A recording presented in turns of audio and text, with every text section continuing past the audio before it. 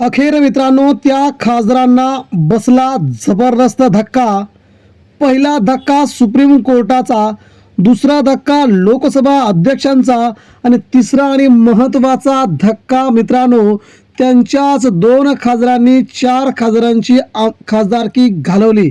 मित्रांनो महत्त्वाची बातमी, उद्धव ठाकरे आता थेट महाराष्ट्राच्या राजकारणामध्ये हिरो बनण्याच्या स्थितीत. तर एकनाथ शिंदेंचं ऑपरेशन टायगर ठरतंय अयशस्वी. महाराष्ट्राच्या राजकारणातून मित्रांनो ही सगळ्यात मोठी बातमी सध्या काय चर्चेमध्ये आहे. उद्धव ठाकरे हे महाराष्ट्राचे भवितव्य आहे, आदित्य ठाकरे हे महाराष्ट्राचं भविष्य आहे, अशा गेल्या कित्येक दिवसांपासून सोशल मीडियावरती पोस्ट प्रसारित होत होत्या. आणि अखेर त्याला दुजोरा मिळत एकनाथ शिंदेंचं हे टायगर ऑपरेशन फेल ठरलंय. मित्रांनो त्यासाठी हे खासदार फसलेत, खासदार आपल्या पायावरती दगड मारून बसलेत. नेमकी बातमी काय आहे जाणून घेऊया. नेमकं घडलंय काय महाराष्ट्राच्या राजकारणामध्ये. मित्रांनो सध्या उद्धव ठाकरे यांच्याशी गद्दारी करणारे एक खासदार आपल्या मतदारसंघामध्ये गेले असतानाच त्यांना जनतेच्या तीव्र संतापाचा सामना करावा लागला.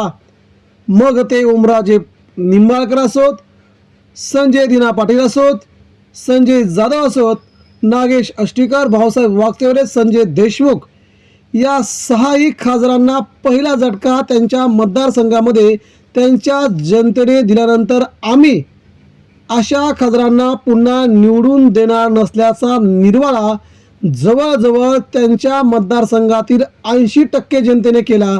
आणि त्यानंतर मित्रांनो उद्धव ठाकरेंनी जो राजकीय गेम खेळला आहे तो सुप्रीम कोर्ट ओम बिर्ला यांच्या सगळ्या समोरच उद्धव ठाकरेंचा हा जलवा मात्र सहा खासदारांना आपलं राजकीय भवितव्य मातीत घालण्याशिवाय पर्याय नाही, अशा प्रकारची ठाकरेंची दुसरी खेळी मात्र शिंदेंना खूप महागात पडू लागलेली आहे. मित्रांनो बातमी नेमकी काय आहे ती तर आपण जाणून घेणारच आहोत. मात्र सध्या उद्धव ठाकरेंच्या त्या विषयाची चर्चा सगळीकडेच केली जात आहे. दिल्लीतून मोठी बातमी प्रथमतः बघूया, त्यानंतर सुप्रीम कोर्टातून. मित्रांनो दिल्लीमधून आलेल्या या बातमीने मात्र सध्या ओम बिर्ला, लोकसभेचे अध्यक्ष ओम बिर्ला यांनी सगळ्यात मोठं स्पष्टीकरण देत त्या सहा खासदारांनी माझ्याकडे कोणताही गट स्थापन केलेला नाही किंवा त्यांनी मला कोणत्याही प्रकारचा पत्रव्यवहार केलेला नाही, असा कोणताही गट स्थापन नाही असं वक्तव्य लोकसभा अध्यक्षांचं आलं. आणि त्याच क्षणाला एकनाथ शिंदेंच्या शिवसेनेतील त्या खासदारांना खूप मोठा धक्का बसलेला आहे. कारण जेव्हा आपण एखादा पक्ष सोडतो तेव्हा 2/3 खासदारांनी एकत्र जाणे खूप गरजेचे असते, परंतु झालं उलटच मित्रांनो. आणि पहिला धक्का तिथे बसला की गट करून एखाद्या भागातून फुटून दुसऱ्या पक्षात जाण्यासाठी तुम्हाला गट करावा लागतो, असा गटच कोणताच गट केला नसल्यामुळे पहिला धक्का सुप्रीम कोर्टात बसलाय. पहिला धक्का लोकसभा अध्यक्षांसमोर बसला.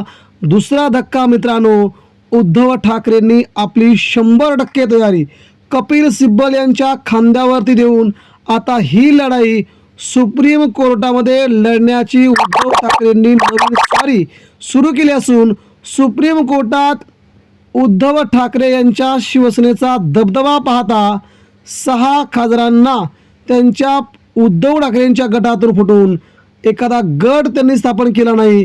काही खासदार अगोदर फुटतात, काही खासदार नंतर फुटतात. या सगळ्या समीकरणांची संपूर्ण अभ्यासपूर्ण माहिती मांडत कपिल सिब्बल हा अपात्र करण्याचा गट, पूर्णपणे अपात्र करण्याचा डाव आखतील. आणि एक एक खासदार कपिल सिब्बलांच्या जाळ्यात येऊन उद्धव ठाकरेंच्या शिवसेनेकडे या सहा खासदारांचं पूर्ण लगाम असून हे मशाल चिन्हावरती निवडून आले असताना ते शिंदेगडात गेलेच कसे हा दावा असताना आता मात्र खासदारांना खूप मोठा धक्का बसतोय. आणि ही नीती राजकीय नीती आता त्यांच्यावर उलटत असते. त्यामुळे 6 देखील खासदार सुप्रीम कोर्टात निलंबित होतील. ही कपिल सिब्बल यांची उद्धव ठाकरेंना ग्वाही आहे आणि हा लवकरच सुप्रीम कोर्टामध्ये हे प्रकरण जाऊन त्या ठिकाणी ठाकरेंचा विजय तुम्हाला पाहायला मिळेल. मित्रांनो, नक्कीच यावरती आपल्या प्रतिक्रिया द्या.